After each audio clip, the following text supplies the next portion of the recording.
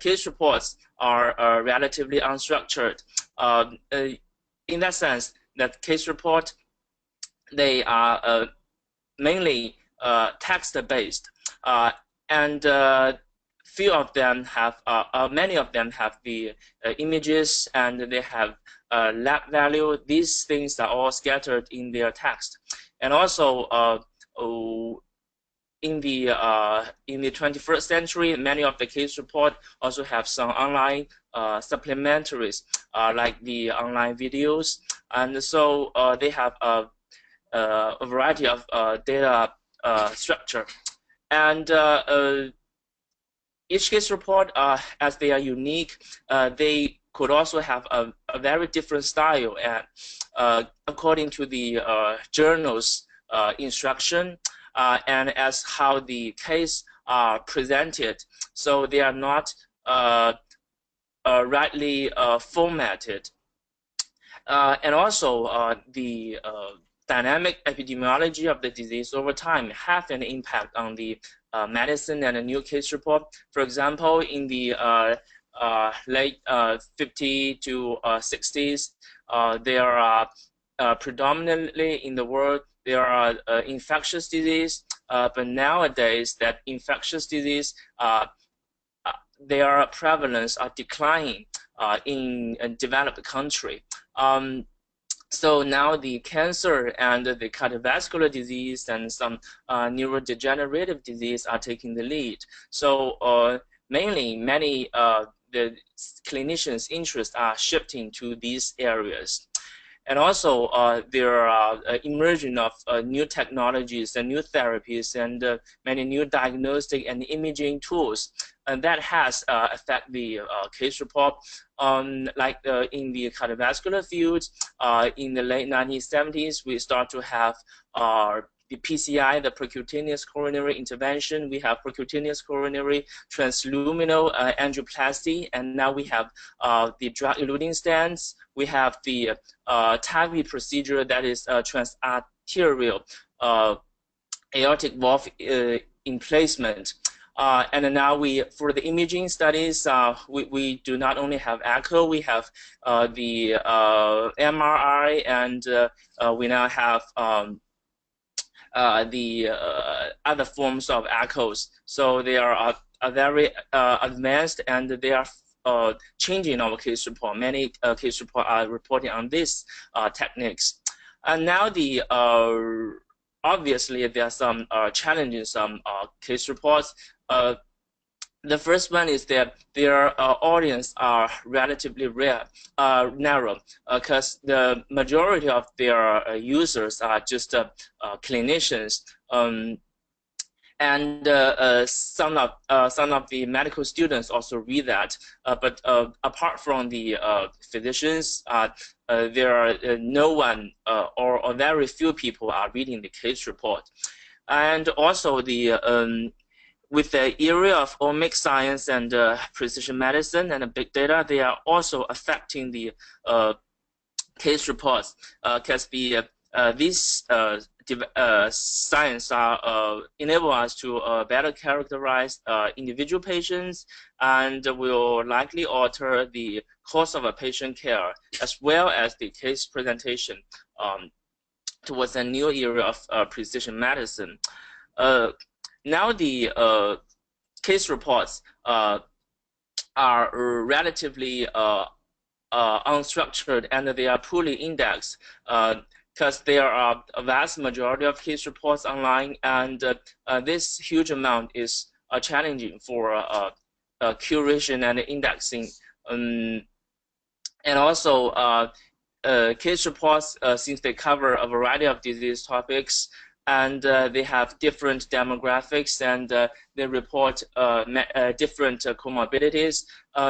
They are it is a mixture of different diseases. So they should be better annotated and curated, not just manually, but should be machine actionable. And also because the case reports have a long history, and their style and content are evolving and are always different. Now, apart from the match term indexing, there are no existing proper curation tool. But actually, match term is not a very good tool to index the case report, because they cannot classify the case report as the standard disease, and the match term itself sometimes can be confucius for the case reports. And recently, we have the FAIR principle that have been put forward by the academia and funding agencies and the industry and scholarly publishers to aim to make the big data more findable, accessible, interruptible, and reusable. And this FAIR principle can help us to improve the management and the stewardship of the accumulated vast amounts of online case reports, and broaden the target audience beyond the scope of clinical academia and practitioners. We have done an analysis on the publications of case report in the last 70 years. We can see that from 1946 to the 2015, the case report publications are increasing.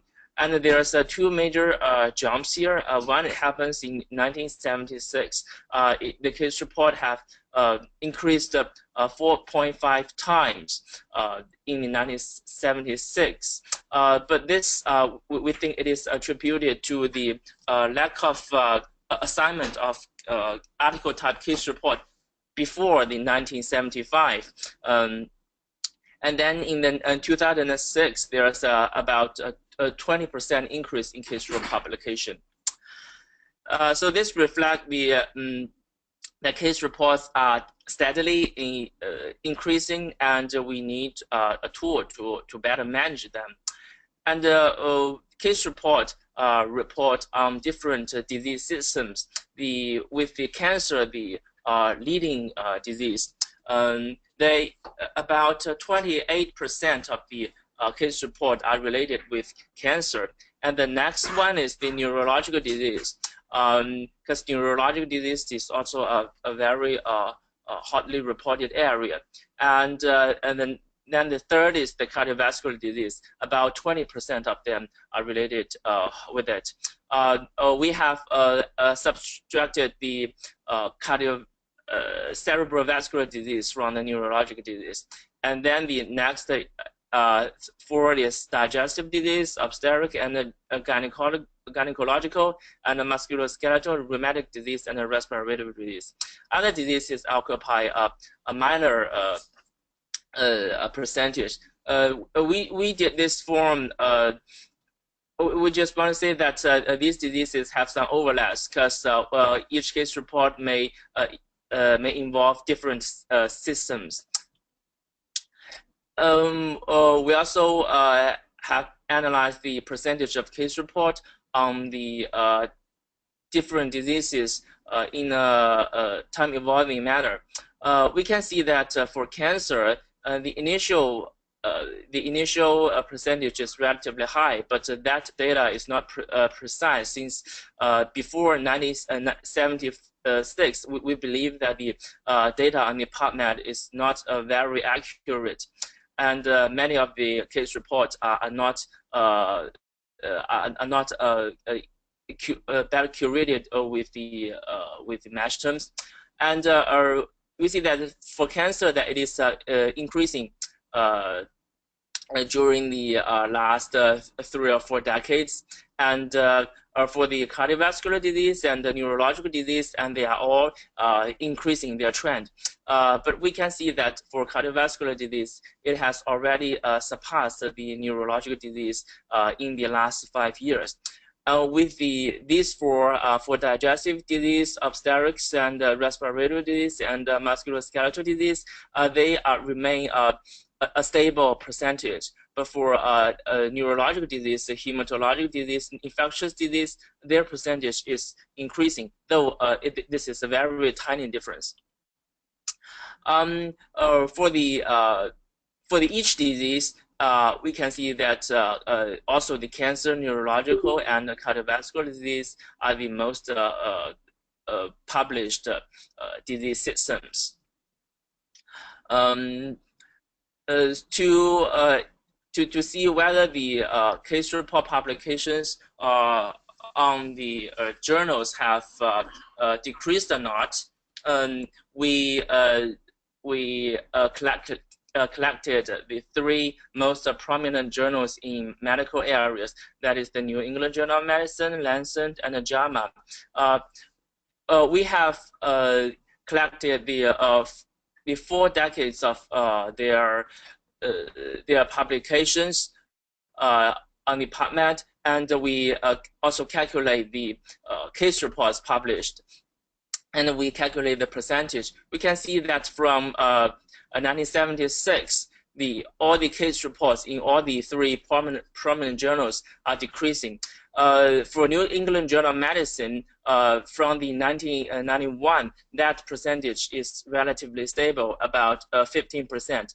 But now, New England Journal of Medicine has a very good policy for support to support case report publications, because they have specific column called the Massachusetts General Hospitals case records, and also they have clinical images section, and they have clinical practice section. So annually, New England Journal of Medicine publishes about 200 case report each year. So that percentage is stable. But for Lancet, the percentage is decreasing, and it is only accounts for 6 or 7% of the total publications. Lancet used to have also columns called case reports, and also the clinical images. But now they are canceling these 2 columns and only move them to online forms. We believe that percentage will continue to decrease.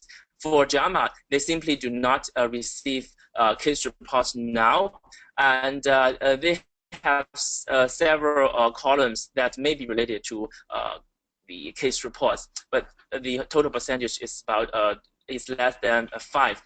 And the reason behind such decrease in case report publications are mainly to the two. First is that the case report is the level of evidence is low compared to the randomized control studies or large cohort studies, and also we think that case reports have low citation numbers, so they will potentially decrease the journal's impact factor. So we have analyzed the citations of the case report in the PubMed to count the numbers of citations published cited by the PubMed Central articles, that is PCA. But the PCA, the data is less than the citation numbers on the science of the Web of Science. So this number is a smaller one, but it can still reveal some truths. For the case report, half of them, and that is 54%, have never been cited by the PubMed Central articles, and about 2/5 are cited only 1 to 5 times. For those cited only one time, it is about 20%.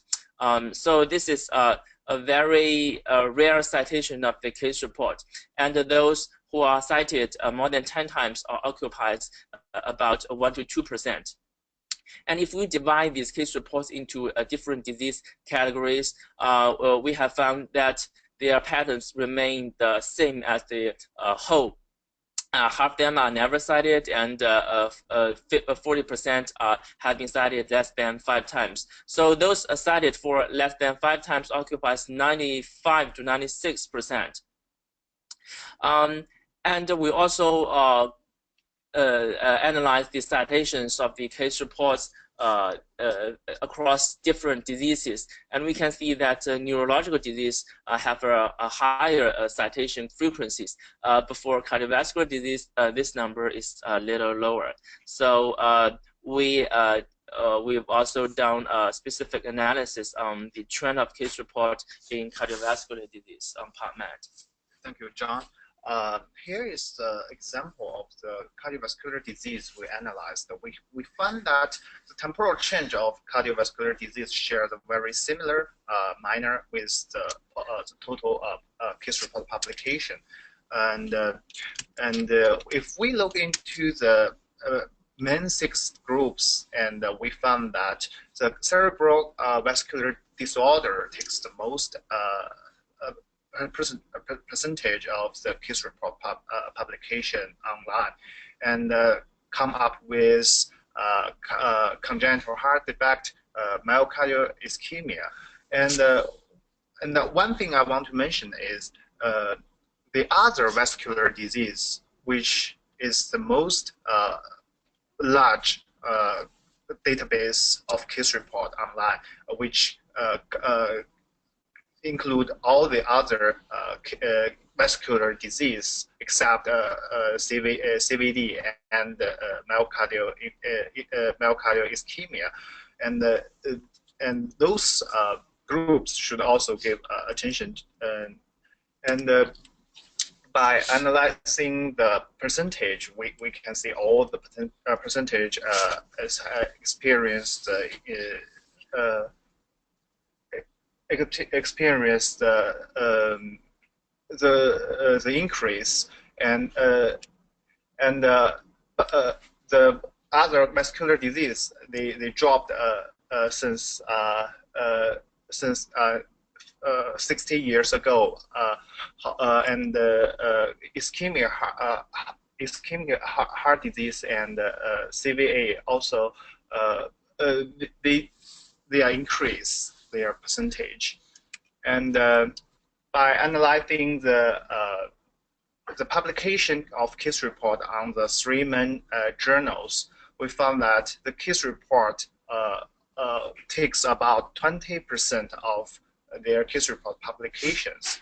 And we all know that mesh term is the tag on the PubMed.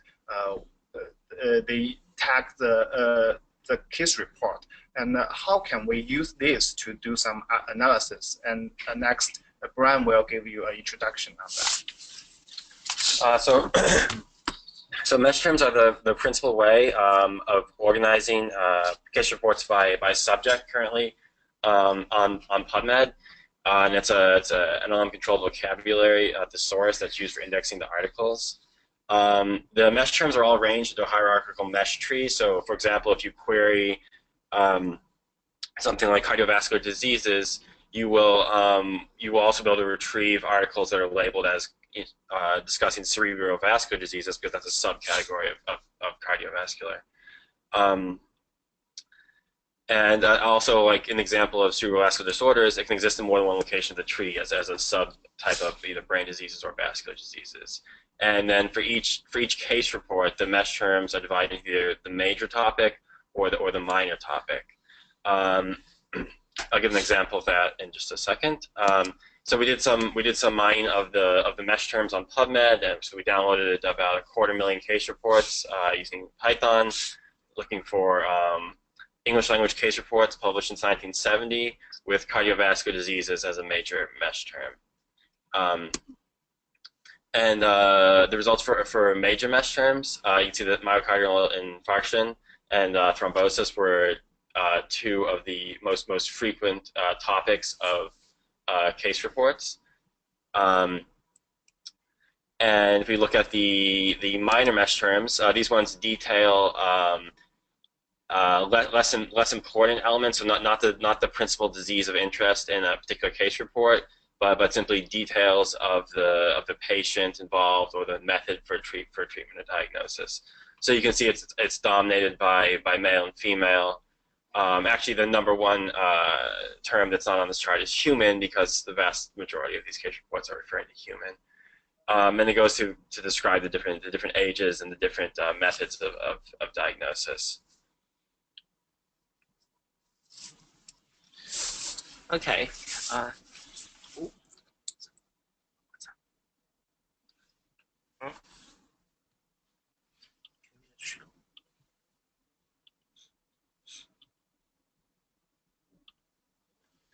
Thanks, Brian, for his analysis. For case report, they have their intrinsic limitations and some current problems in using this case report to better serve the medical community. The major limitation for case report is that it is always based on only a single observation and do not exhibit they do not exhibit the statistical evidence and quantitative data compared to large cohort studies. So basically, they are of low evidence. And also, case reports and their related metadata are very heterogeneous. They are unstructured, and sometimes they are actually fragmented. Because they report on different, they have different structures. Each case report takes distinct forms. So it is not actually this.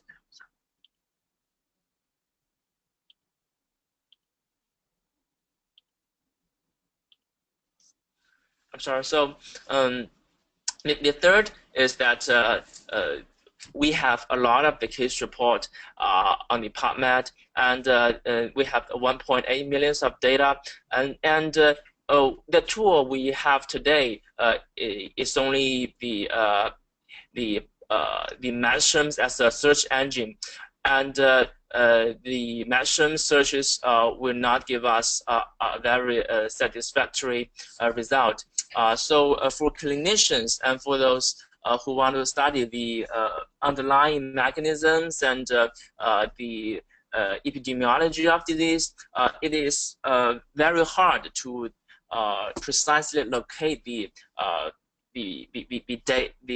case report or to find the relevant data, and this could be time-consuming. So we need a better tool to overcome these drawbacks.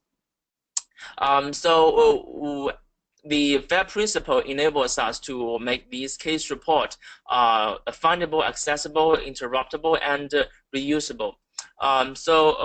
We hope that with the machine actionable program, that the case report can be automatically curated with the newly generated metadata to make them findable, and also the case reports are largely unstructured, including the text numbers, figures, and online videos.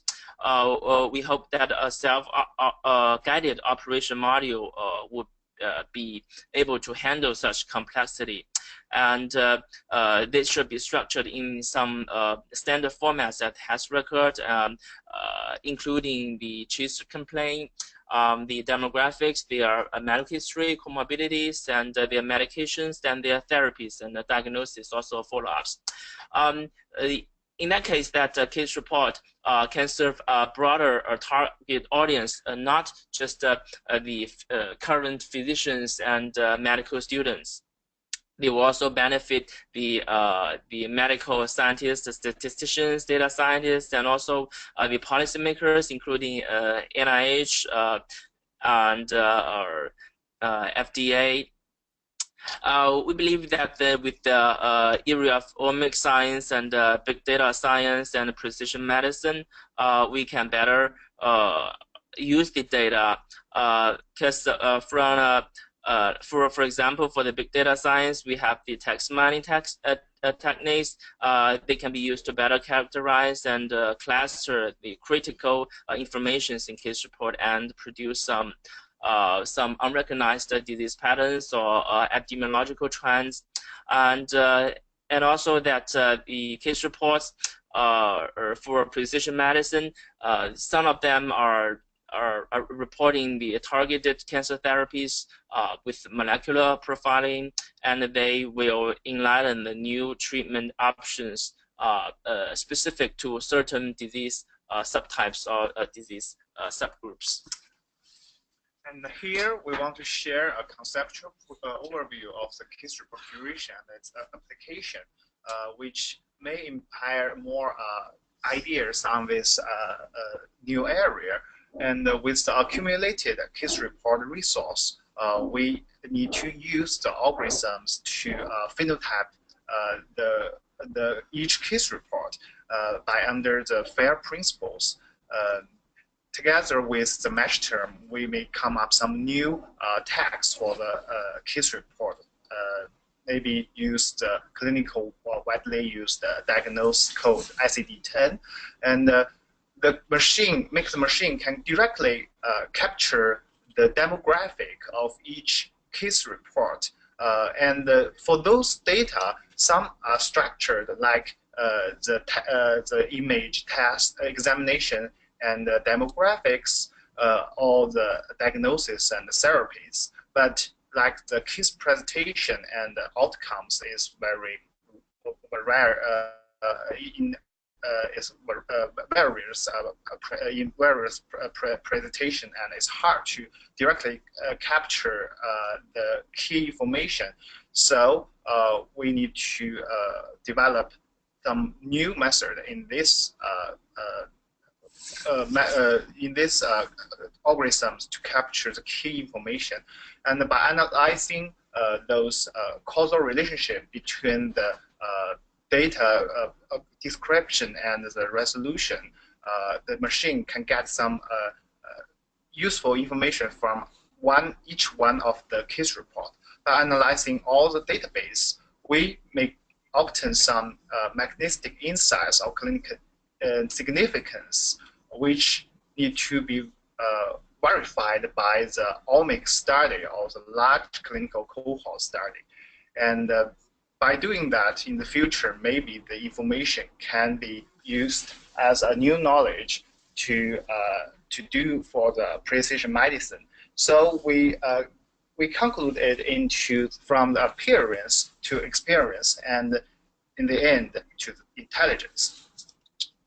And in the last, we want to conclude that being a time-honored tradition in medical publication, clinical case reports are a treasureable source of clinical data which enrich our understanding of disease etiology, pathogenesis, natural history, miscellaneous diagnosis, and therapeutic effectiveness. Within the era of big data science and precision medicine, more tools based on cutting-edge machine learning techniques will enable this data more fundable, accessible, interoperable, and reusable to advance medical science and better patient care. And today is the Chinese New Year, and we would like to wish everyone Happy New Year. Thank you. Thank you, Travis, Yijiang, and Brian. Are there any questions? Yeah, this is Andrew here. I have a question. Can you go back to your slide where you have your flow chart?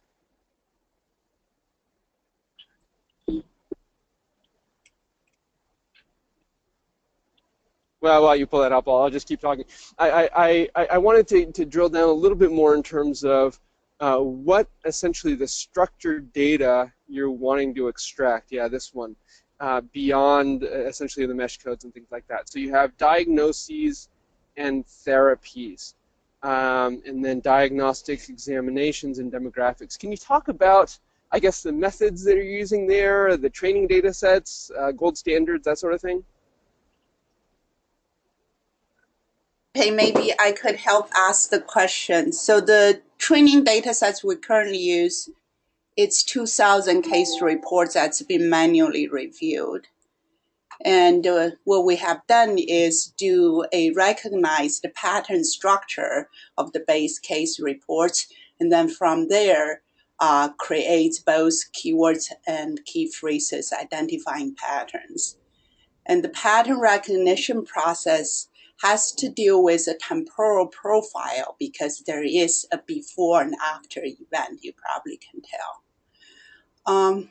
The number of case reports that's published, you probably saw all the statistic has been rising actually, the total number significantly, but the ability to cite these case reports are very, very limited. At least that is the case we are aware of in cardiovascular medicine.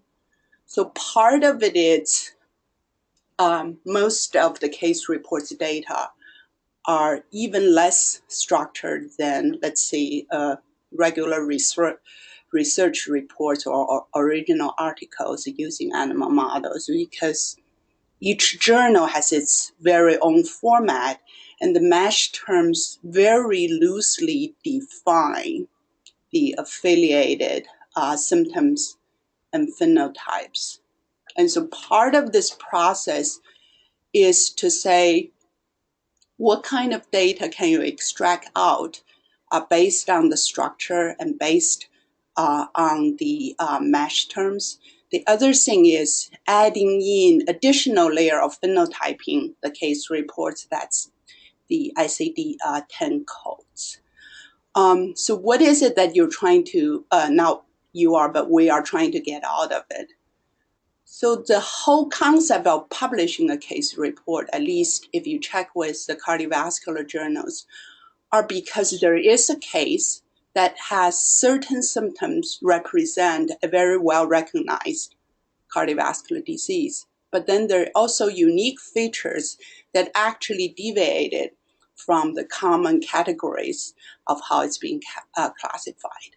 And the journal wants to publish case because if there's uniqueness of that case, it doesn't have to be definition by rare disease, but if it's unique enough, it wants to be reported to the community. So the next case comes about that bears similar symptoms, then that physician could deal with it better in a more timely fashion.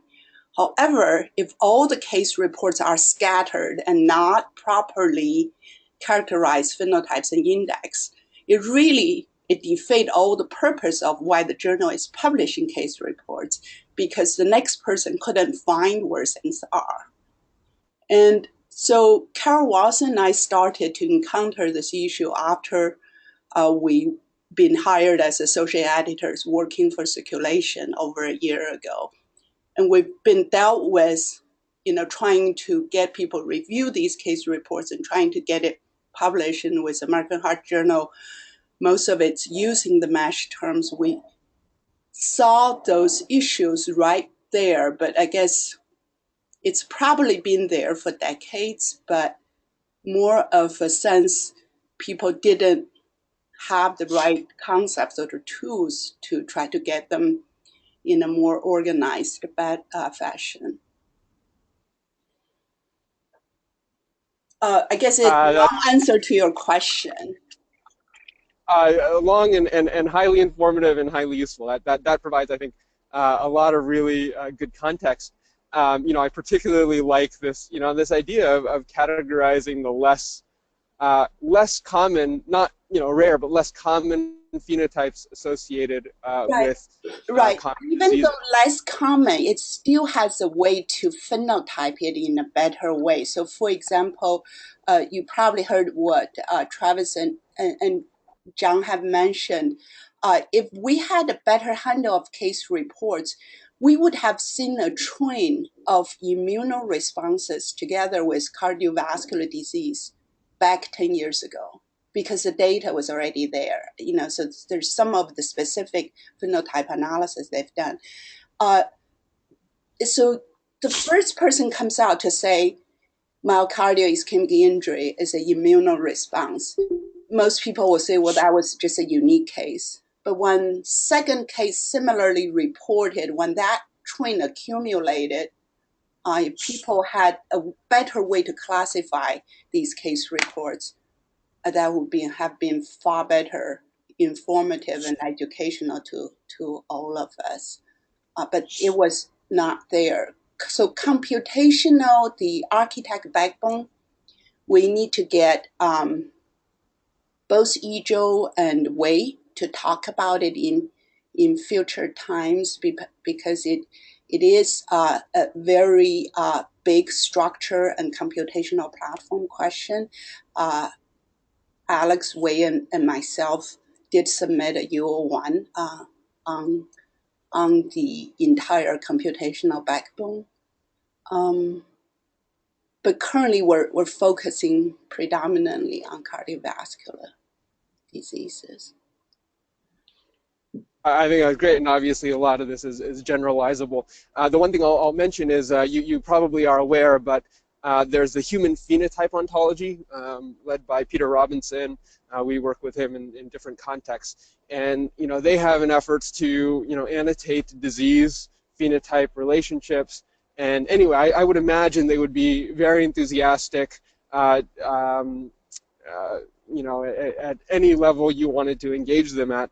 But I do think anchoring relative to something like HPO would be really valuable for the interoperability part with other and other initiatives like that. We would love to, because so it's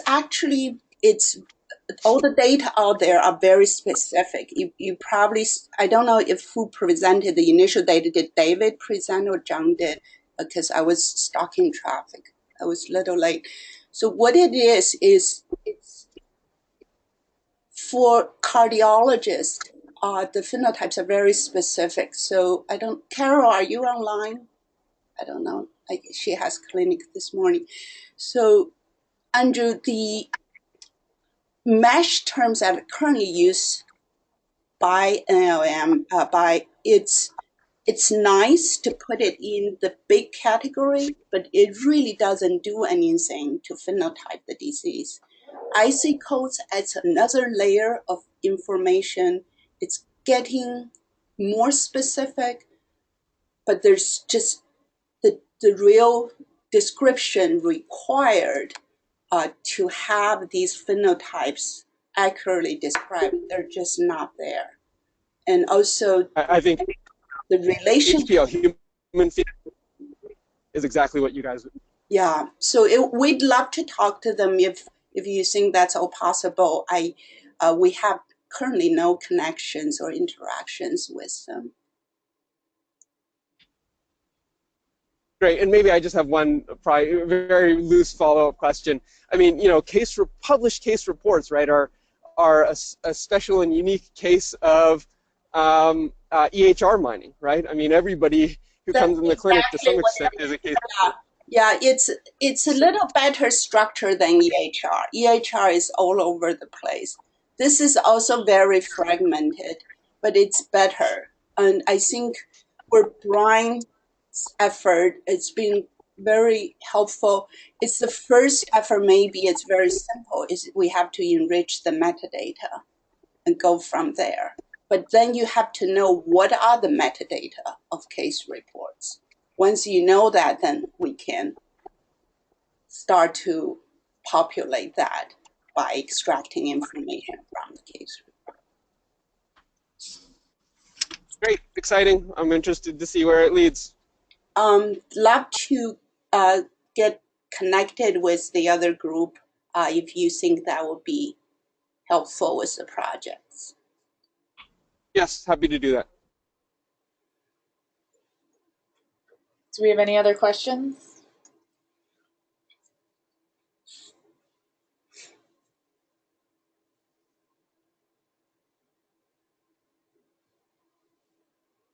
Okay, if not, then thank you again to our three presenters, and thank you all for tuning in. This concludes today's technical conference. Have a great weekend.